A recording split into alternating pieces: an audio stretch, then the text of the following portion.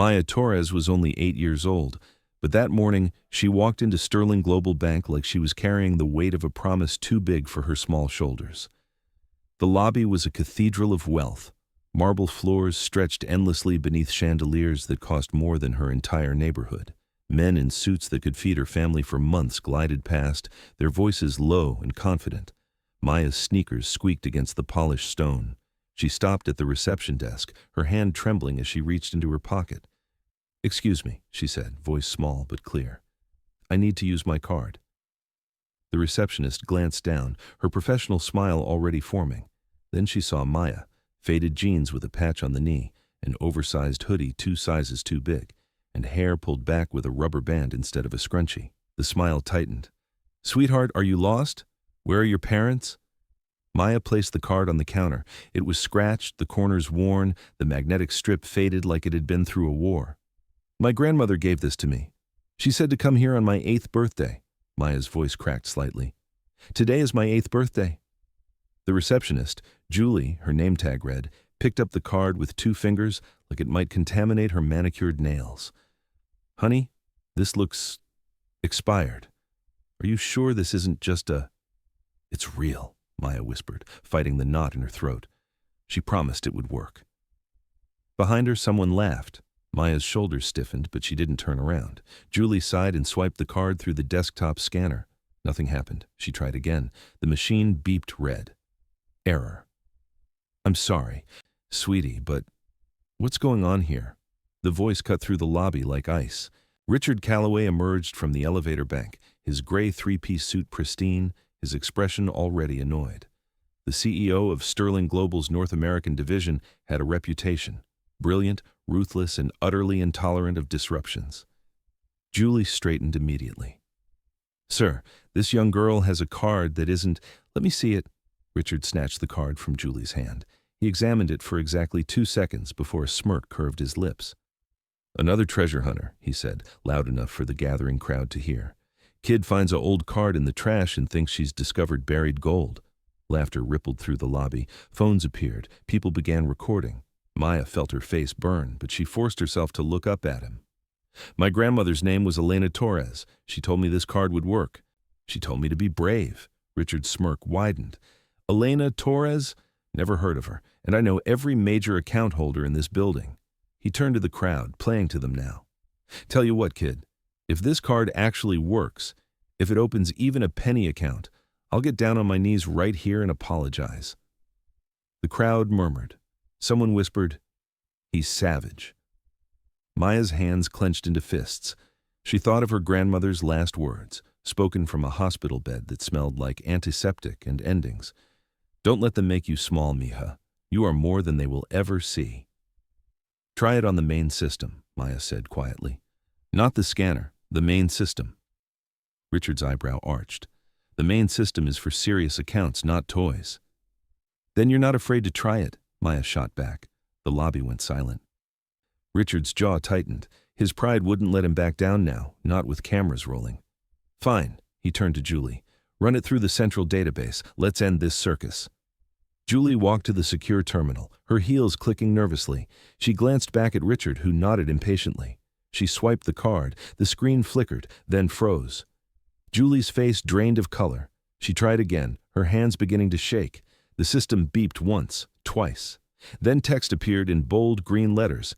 "Access granted. Primary account holder, Elena Victoria Torres.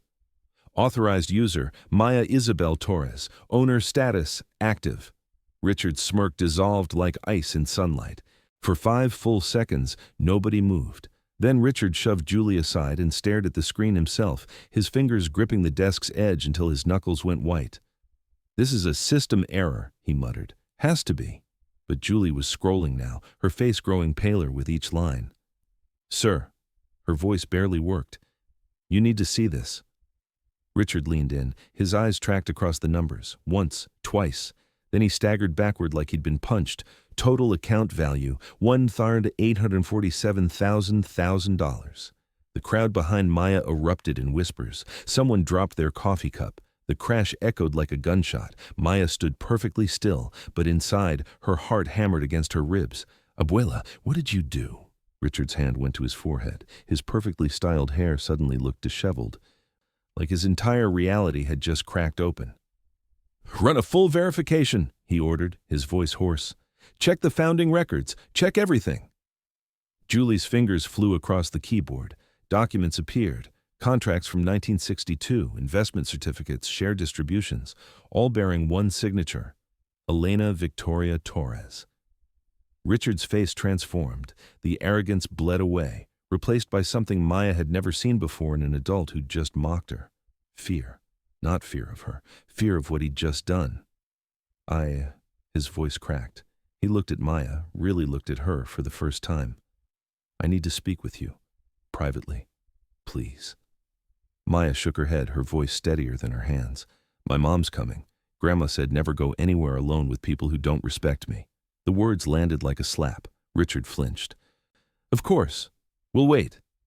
12 minutes later, the glass doors burst open. Sofia Torres ran into the lobby, still wearing her hospital scrubs from the night shift, her hair escaping its bun, her face etched with panic. "Maya!" Maya flew into her mother's arms, and for the first time since entering the bank, she let herself cry. "Baby, what happened? I got a call from the bank saying you were here. Why didn't you tell me? Grandma told me to come today, Mama." Maya sobbed into her mother's shoulder. "She made me promise." Sophia looked up at the crowd of bankers, at Richard Calloway standing there like a statue, at the screen still glowing with impossible numbers. "What is happening?" Richard's throat worked. When he finally spoke, his voice was stripped of all performance. "Mrs. Torres, your mother was one of the founding investors of this bank. Her account has been dormant. We didn't know it was still active." Sophia blinked. "That's impossible. My mother cleaned offices her entire life. She hid it," a new voice interrupted. An elderly man stepped through the crowd, leaning heavily on a wooden cane. His suit was old but well-maintained, his eyes sharp behind wire-rimmed glasses. "Victor Morales," he introduced himself. "I was Elena's attorney for 42 years. Sophia stared at him, speechless. Victor's expression softened. "Elena made me promise not to tell you until today. She knew what this money could do, the danger it could bring. So she lived simply, saved every dollar, and waited. She wanted Maya to inherit it when she was old enough to understand what it meant." He pulled a sealed envelope from his jacket, the paper yellowed with age. "She wrote this the day Maya was born." Maya took the envelope with trembling hands. Her mother's arm tightened around her shoulders as she opened it. The handwriting was shaky but deliberate. "My dearest Maya, if you are reading this, it means I kept my promise. I'm sorry I couldn't give you everything when I was alive. I'm sorry we struggled. But I needed you to grow strong first, strong enough to carry what comes next. This money isn't just yours. It's for every child who gets laughed at, every mother who works 3 jobs, every family who deserves a chance. Don't let them tell you you're too young or too small to matter. Your grandfather and I built something from nothing. Now it's your turn to build something beautiful. Te amo para siempre, mija. Abuela Elena." Maya's tears fell onto the paper, blurring the ink. Sophia pulled her daughter close, both of them shaking with grief and awe. Richard Calloway stood frozen, watching this moment that his cruelty had almost destroyed. Then, slowly, he moved. He walked around the desk, past the cameras, past the crowd, and in front of everyone, in front of the world now recording, he lowered himself to his knees.